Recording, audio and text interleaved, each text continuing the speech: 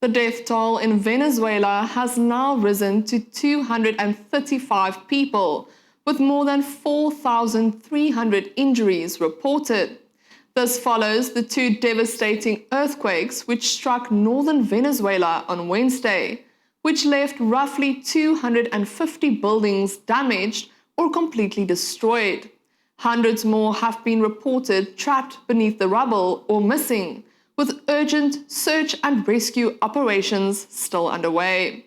US Secretary of State Marco Rubio outlined the immediate relief efforts being deployed to assist the country. He highlighted the international support pledged by several countries to assist the nation's humanitarian response. We're already deploying search and rescue teams from Fairfax County, Virginia, and Los Angeles. There'll be some others we'll add. That's their most immediate need right now is search and rescue efforts. They have a much of collapsed buildings, and so they'll need a lot of help in terms of digging through that. The airport there is badly damaged, so we'll have to rely on the Department of War to deploy assets there. And then we're also helping them with some overhead imagery, especially in coastal areas where they don't have full visibility over what the damage has been and what the impact has been. Those are the acute, like short-term needs over the next 48 to 72 hours, because in search and rescue, you're trying to get to people while you can still save their lives. They're buried under rubble. And other countries are responding as well. The Qataris have already offered assistance, as we spoke to them earlier today as well. El Salvador has stepped up, and multiple countries around the region, including Chile and others, have reached out to us to communicate and get that happening. As we move forward with that response, with the sort of the short-term phase of response recovery, the second phase, of course, will be identifying their more longer-term and acute needs. What are the things over the long term they're going to need help with? We'll have a better assessment of that after the next 48 hours when we're on the ground and as the Venezuelan authorities get more visibility as to the level of damage in terms of housing. Where do you put all these people that don't have anywhere to go live? What we can do to help restore or help them restore their communications, their internet, their telecom, and so forth. Looking at the situation between the United States and Iran following the signing of the Memorandum of Understanding, the Islamic Revolutionary Guard Corps issued warnings to all vessels near the Strait of Hormuz yesterday. According to Tehran, only routes approved by the IRGC are considered safe for passage, and any ships using unsanctioned or new corridors risk consequences and are not guaranteed safe transit. Mere hours after the warning, the IRGC carried out an attack on the Singapore-flagged cargo vessel Ever Lovely, damaging the bridge, but no casualties were reported. The US, however, remains resolute that if Iran doesn't follow through on their end of the deal, President Trump has several options on the table. Look, the president has multiple options at his disposal if Iran goes back on their word or if Iran decides they don't want to make a deal. Let's hope that's not the case. We don't want that to be the case. We're going to give diplomacy every chance to work. We've got a good team working on it. And so if it doesn't work out, the president knows what his options are. But you know, I'm not going to discuss what those options are with you. But the president has a lot of options at his disposal. Arman. Very blunt terms to describe Iran's leadership. You used to call them, you did. Yeah. You used to call them religious theocratic lunatics. Do you still believe that language applies to the leadership today? Well, look, it's not that I believe it, it's the fact of the matter. I mean, the Iranian system is led by clerics, radical clerics. That's what it's always been led by, and that's what it continues to be led by. That said, we also have to manage the geopolitics of the situation. And then there's if they've changed their mindset, or if they've changed their approach to their relations with the United States and their neighbors, then we're going to give this thing a chance to work. Maybe this changed. I'm not saying it has. I'm saying the president wants to explore whether that's the case.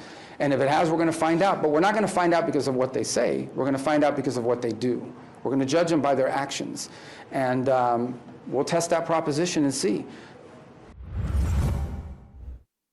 Regarding Iran's frozen funds, President Trump announced that the United States will purchase agricultural products from American farmers and provide them to the Iranian people.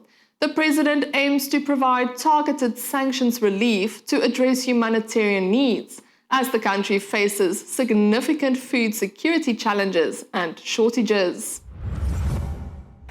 We have another one, a new market coming up, and that's called the lovely country of Iran. It's a beautiful place. Would anybody like to go there? the Islamic Republic of Iran. They're having a hard time with food, and we're going to be taking some of their money and we'll spend it, and we're going to be buying wheat, soybeans, and corn, a lot of it. And that process is going to be starting pretty soon. It's going to be pretty big, too. I think it's going to be very big. During a House Appropriations Committee hearing yesterday, U.S. Secretary of Homeland Security Markwayne Mullin highlighted severe cases of child sex trafficking and exploitation. He also made reference to the hundreds of thousands of children that are still missing and stated that all of the cases were 100% preventable. The video you are about to watch provides graphic details of what some of these children face on a daily basis. The children that were lost throughout this entire 4-year open border policy of the Biden administration. What can you give me an update on that? Where are we on the numbers? What have we found? Just give me some information on that. This is probably one of the most disgusting and disturbing things that we've dealt with. I dealt with some trafficking, child trafficking when I first got into Congress in 2013. And I actually stepped away from it because at some point it just starts wearing on you, and it's time to just kind of pass the baton because you get really jaded over it. When we stepped in here, we had 450,000 kids missing. 450,000 kids that were given to sponsors that weren't vetted. No home checks. No one was going by to see if they're where they're supposed to be, not even knowing if they were in their same state, not even to see if the sponsor was who they were at all. We've recovered 147,000, and all of them didn't have to be recovered. I'm not saying all of them had recovered. Some of them were where they were supposed to be. They were with a family member, and they appeared to be doing okay. But we've had some horrific cases. There's one that's kind of been out in the media a little bit where there's a ring of several adults that were keeping kids in an underground bunker in a dungeon. And the most horrific things that I pray to God that you guys don't have to see because it permanently changes you, the stuff that these adults put kids as young as 2 to as old as 12 through, you can't make a horror story that bad.